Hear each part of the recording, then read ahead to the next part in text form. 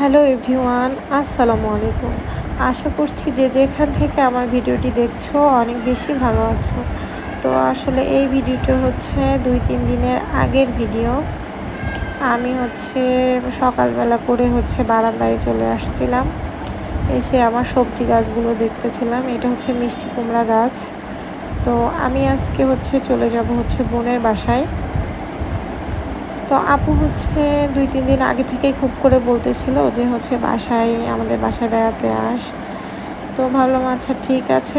তো বলে দিল যে সকালবেলা জাস্ট একটু চা খেয়ে চলে এসে আমাদের এখানে খাবি।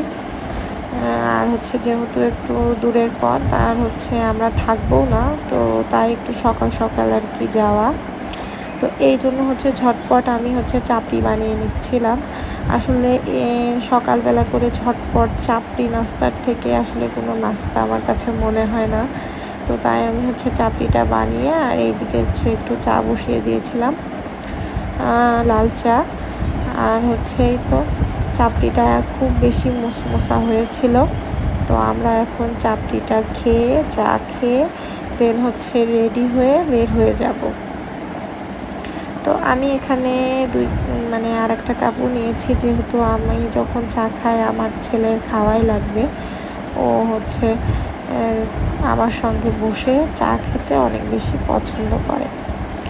তো ও খাচ্ছিল। এই তো আমরা খেয়ে দিয়ে রেডি হয়ে চলে আসছি। এখন গাড়িতে উঠে পড়বো।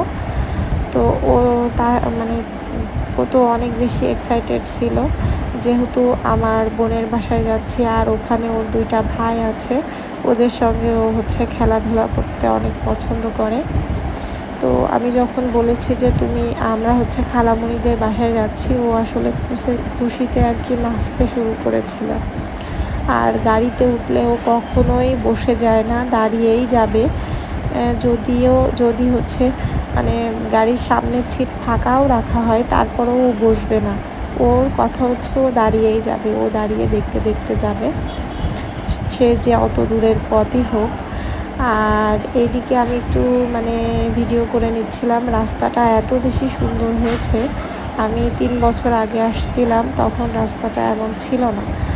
এই রাস্তাটা আসলে নতুন হয়েছে, খুব সুন্দর লাগছিল।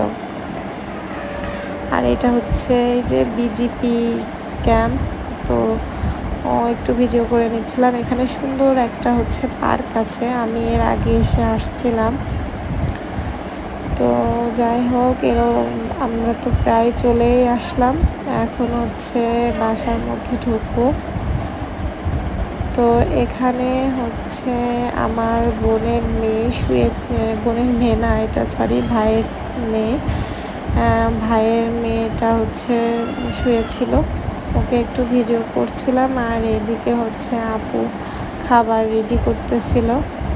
তো আমি এই তো খাবার নিয়ে নিয়েছি, পোলাও ভাত আর রোস্ট গরু মাংস নিয়ে খাচ্ছিলাম। আর আপু অনেক কিছু রান্না করেছিল। আর এর মধ্যে চিংড়ি মাছটা আমার অনেক বেশি পছন্দ হয়েছিল। আলু আর ধুন্দুল দিয়ে রান্না করেছিল। আর এখানে দই নিয়ে নিয়েছিলাম, সাদা দইটা আমার অনেক বেশি পছন্দ।